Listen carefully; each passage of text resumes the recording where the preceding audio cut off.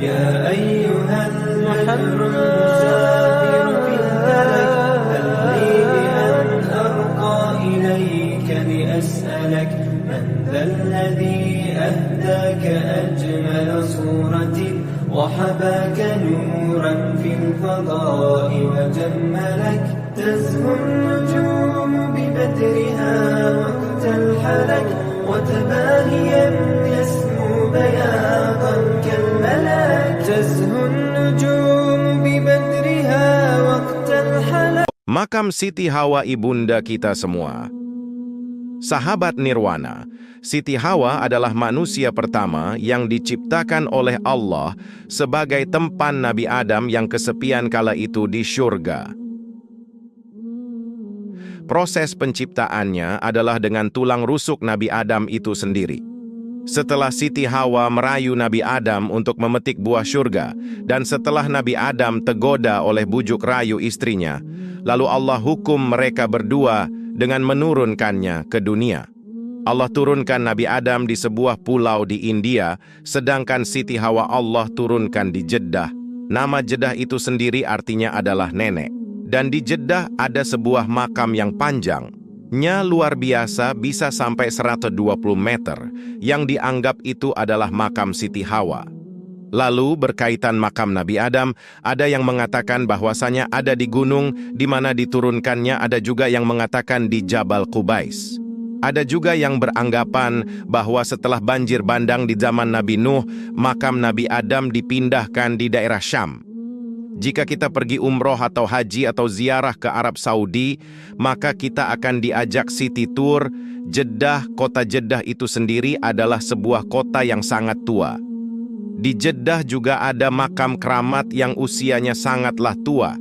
Jika ditanyakan apa sih arti dari Jeddah itu sendiri, maka akan didapatkan bahwa Jeddah artinya nenek.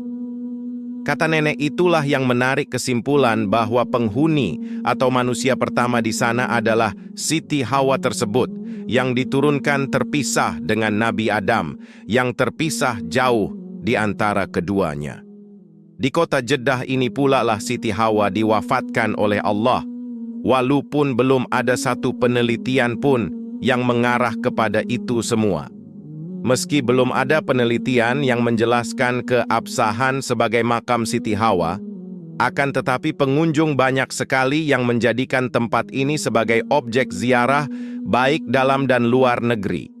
Tempat ini sebagaimana tempat-tempat lain sangat dijaga ketatnya oleh pemerintah Saudi Arabia. Bisa dikhawatirkan akan menjadi tempat kesyirikan bila tak dijaga sebagaimana tempat-tempat lain di Arab Saudi. Banyak bukti-bukti sejarah yang bisa kita lihat atau kita kunjungi adalah hasil peninggalan dari penguasa Turki Utsmani.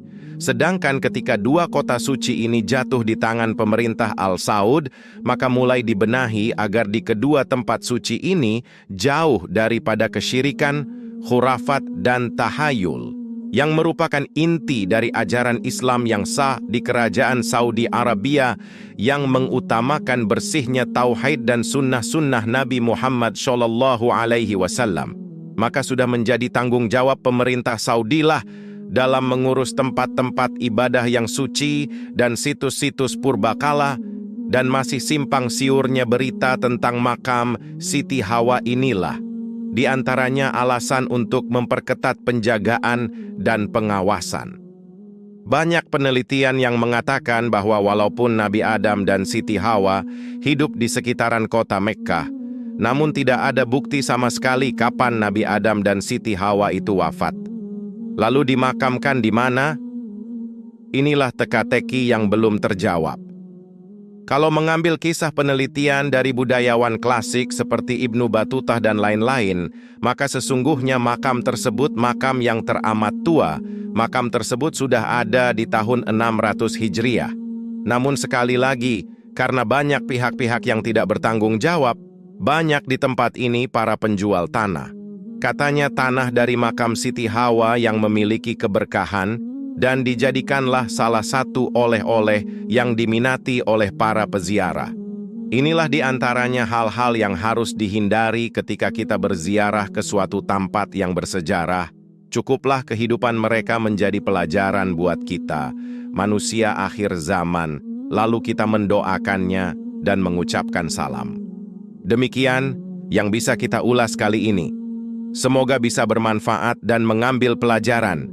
Tetaplah tauhid yang murni yang kita jaga, walaupun tidak terlarang kaum muslimin untuk mengunjungi tempat-tempat bersejarah, baik itu jejak dari orang-orang syoleh ataupun tempat-tempat yang membinasakan orang-orang zolim di masa lalu.